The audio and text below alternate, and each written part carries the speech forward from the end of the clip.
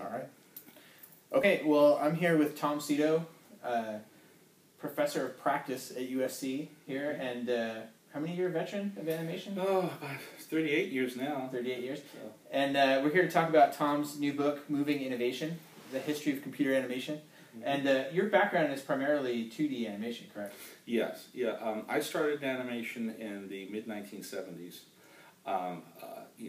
assisting a lot of golden age artists who were sort of arriving at the end of their careers. So I had a chance to sort of overlap with Art Babbitt and it was Richard Williams, Emery Hawkins, Ben Washam, a lot of great people. So knew Chuck Jones very well, and Dick Williams was kind of like a mentor.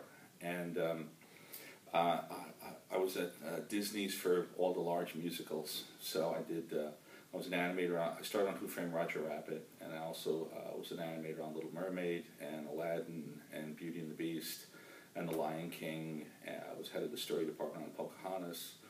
And then I went over to DreamWorks and helped them set up, when DreamWorks first got started, and Prince of Egypt, and had a story of Shrek for a while, and then over to Warner Brothers. So basically all around studios. So with such a wide experience in 2D animation, why did you want to write a book on the history of computer animation? Yeah. Well, it's funny, because my first book I wrote, Drawing a Line, was a history of the animation and labor and the relationship between animation artists and the people that employ them to make animation. And primarily I was writing a lot about the history, like the Disney strike of 1941 and all. But when I got to the period of the digital revolution, I felt I needed to explain more about how digital affected the traditional animation production line, which had been sacrosanct for almost a century. And now digital was changing everything, creating new categories, new positions, new blood coming from non-traditional directions into the industry. And that chapter just got bigger and bigger and bigger. And finally my editor cut the chapter by 2/3 and said, "You've got another book here." And I'm like, oh yeah. And then I thought, well, let's see. I knew all the New York tech guys when they were working in the mid-70s, and I know Jim Blinn, who's Blinn Shading, and I know all the Pixar people. I mean, I was working in the development department at Disney's, and I remember the Pixar guys used to come out of meetings with the upper management, story meetings, and we'd be talking about stuff, and I thought, okay, I can do this. I think it's a good idea. And I think one of the advantage I have is that a lot of people who write about CG are writing from a background of a very technical background, and they're writing about the technology, and I find the people fascinating.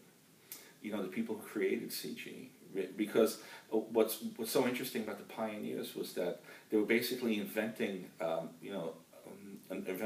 ways of making film that heretofore didn't exist. Right. And they were just making it up, and it was all improvisation. A lot of CG development was done guerrilla style. It was just done like after hours, basically on computers that were never meant to do things like graphics. They would just rewire them until they could do graphics. Like Ivan Sutherland, the guy who wrote the first software for animation called Sketchpad in 1962. He was a graduate student using a declassified Cold War computer. Wow. Used to track Russian nukes. Wow. And they said, well, we got 6 months, give it to the graduate student and let him work on it. And, this is at MIT. And then saying, this way we could tell the trustees that, see, we're using the grant money well. We're letting students use the machine. And he sat down and he wrote the first animation software. Wow.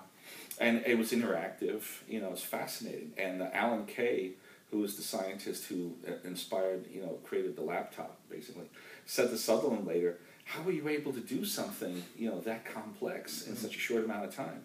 And Sutherland said, I didn't know it was hard. And then Sutherland became a professor at the University of Utah. And Sutherland's students include Ed Catmull, who's the head of Pixar and Disney, Nolan Bushnell, who's Atari, yeah. Right? James Blinn, who's Blinn Shading, yeah. Jim Clark, who was Netscape and SGI, you know.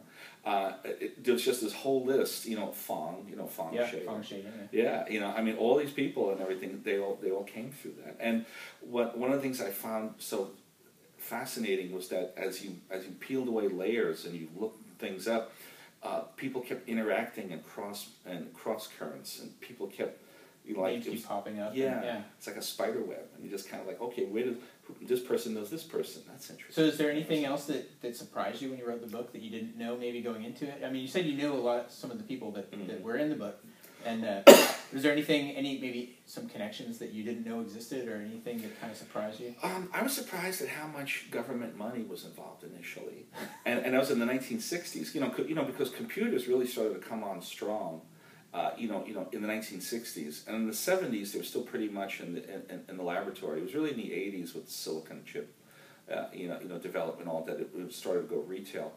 But in the 60s and 70s, coincides with the low period of Hollywood studios, where a lot of Hollywood studios were, divesting themselves of their interests, being absorbed by multinationals, and they were doing all these socially relevant films, like Revenge of Billy Jack or something like that, and people weren't doing big effects movies, and these scientists would walk around, the studios, take meetings, and go, we should do things with computers, and they're like, get out of here with that stuff, it's too expensive.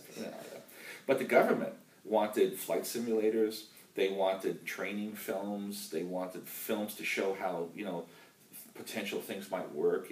One of the great breakthrough films in CG is Jim Blynn's Voyager flyby films, which is the Voyager spacecraft was shot to the outer planets around 1979 and actually 77, and the next couple of years it took it to actually reach those planets.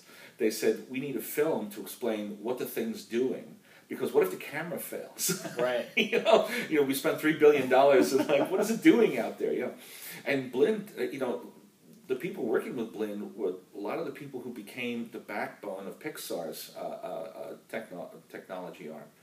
And the fascinating thing is that these films were beautiful. Just watching this little satellite dart in and out of the rings of Saturn and all.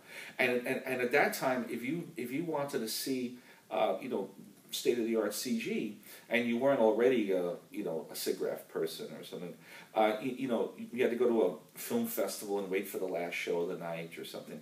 But Blynn's Voyager films were like on the evening news. So you just put on the news, and they said, well, what's the spacecraft doing at Uranus? And you'd see this beautiful film. And I remember seeing it and thinking, who's manning the camera? How's it doing that? Second camera spacecraft falling. Yeah. And then you realize, I was like, wow, that's just, and it's really good CG. Yeah.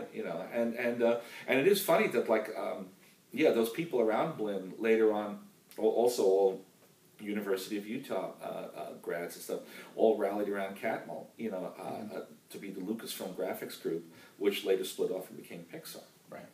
Now I noticed in your book, Pixar has a chapter, but it doesn't come up until chapter 13, I think it is. So a lot of people that, younger guys coming into the industry that maybe don't have the knowledge of stuff, that think everything kind of started, in Emeryville. Do you have any advice to people that are just coming into the industry or just trying to break in and kind of see the current state of the industry? Yeah, I think it's that you make your future. What's fascinating about watching the people who eventually became Pixar was how circuitous their route was to get to this thing. Just something as simple as surfacing of characters, paint surfacing. They were experimenting with paint surfacing at Xerox PARC in the early 1970s. It was like this original research group.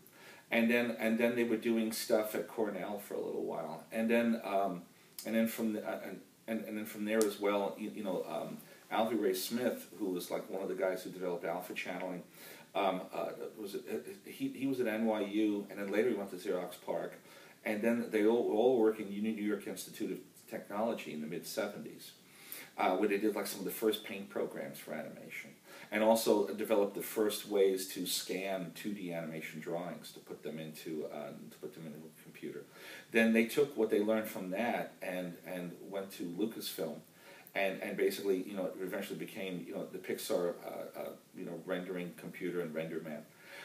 So that whole route to get to Andy's bedroom, you know, in Toy Story, went through all these different places. Yeah. And what I found kind of fascinating about CG was that you can't really tell the story chronologically because you'll go crazy. It's too much. Yeah. It's like, you know, pick 1982, and you got, okay, so you got Tron, you got Star Trek II, The Wrath of Khan, you've got Donkey Kong, you have Lasseter leaves Disney.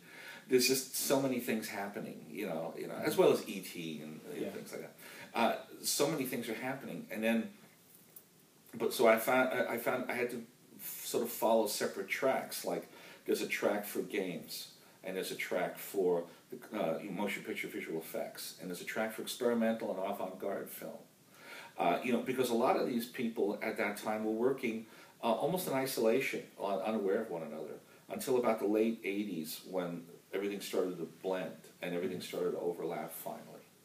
And then it became like, one society. And what I found fascinating too was that just if any of these folks wanted to share information to one another, there really wasn't any kind of vehicle to do that. So they invented their own society, which is SIGGRAPH. Yeah. You know, it's like they even had to invent that. Wow. And everything in order to be able to share information. And so just the whole culture is I found just fascinating. It is pretty interesting, and the book's very interesting. It's a pretty beefy book too. I mean, it's not a pamphlet. I mean, you'll be reading for a while. Yeah. So how do people find the book? Is it listed on Amazon? Yeah, it's everywhere. It's on Amazon, Barnes and Noble, all that kind of stuff, and get it at your favorite bookseller. All right. So it's a good John read. Sit there. All right. Well, thank you, Tom, and we look forward to reading the book and hearing more from you. Okay. Thank you. All right. Thank you.